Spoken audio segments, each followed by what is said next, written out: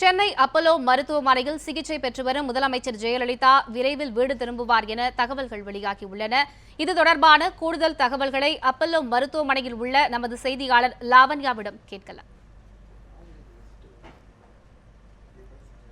லாவண்யா, தமிழக முதலமைச்சர் ஜெயலலிதாவின் உடல்நிலை தற்போது எப்படி இருக்கிறது? அது குறித்து மருத்துவர்கள் என்ன கூறுகிறார்கள்? அதிமுக பொதுச் செயலாளரும் தமிழக முதல்வருமான ஜெயலலிதா அப்போலோ மருத்துவமனையில் 8வது நாளாக சிகிச்சை பெற்று வருகிறார்.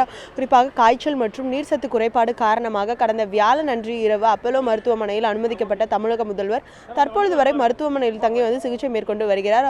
அவருக்கு நீர்சத்து குறைபாடும் அதே போன்று காய்ச்சல் இருக்கும் காரணத்தினால் அவர் தொடர்ச்சியாக சில நாட்களுக்கு ஓய்வு மேற்கொள்ள வேண்டும் என்று மருத்துவர்கள் அறிவுறுத்தியிருக்கிறார்கள். இதன் காரணமாக ஓரிரு நாட்கள் அவர் மருத்துவமனையில் தங்கி அவர் சிகிச்சை ஓய்வினை எடுத்துக்கொண்டு பிறகு வீடு திரும்ப என்று மருத்துவர்கள் தெரிவித்திருக்கிறார்கள்.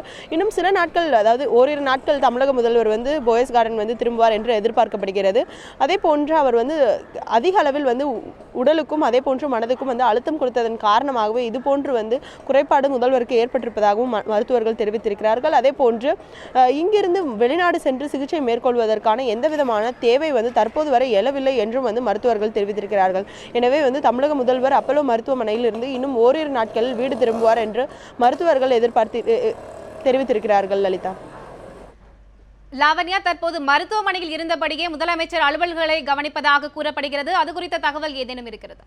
கடந்த திங்கட்கிழமையிலிருந்தே தமிழக முதல்வர் அவருடைய கட்சி மற்றும் அரசு அலுவல்களை அப்போலோ மருத்துவமனையில் இருந்தவாறே மேற்கொண்டு வருகிறார். குறிப்பாக அரியலூர் மாவட்டம் உடையார்பாளையத்தில் நடைபெற்ற விபத்திற்கான அந்த நிவாரணத் தொகையை அவர் மருத்துவமனையில் இருந்தவாறே அறிவித்தார். அதன் பின்னர் கட்சி பணிகள், அதாவது குறிப்பாக உள்ளாட்சி மன்ற தேர்தலுக்கான வேட்பாளர் பட்டியல் முதற்கட்டமாக அதிமுக சார்பில் கடந்த திங்கள் அன்று வெளியிடப்பட்டது. அதனைத் தொடர்ந்து பல்வேறு அரசு பணிகளை, அதாவது தினமும் தன்னுடைய செயலாளர்கள், துறை செயலாளர்கள், அதே போன்று தன்னுடைய தனி செயலாளர் ஆகியோருடன் ஆலோசனை மேற்கொண்டு வருகிறார். அதே போன்று அரசு ஆலோசகர் ஷீலா பாலகிருஷ்ணன், தலைமை செயலாளர் ஆகியோருடன் அன்று காவிரி விவகாரம் தொடர்பாக கடந்த செவ்வாய் அன்று மாலை 4:30 முதல் 5:30 வரை 1 மணி நேரம் ஆலோசனை கூட்டம் நடைபெற்றது.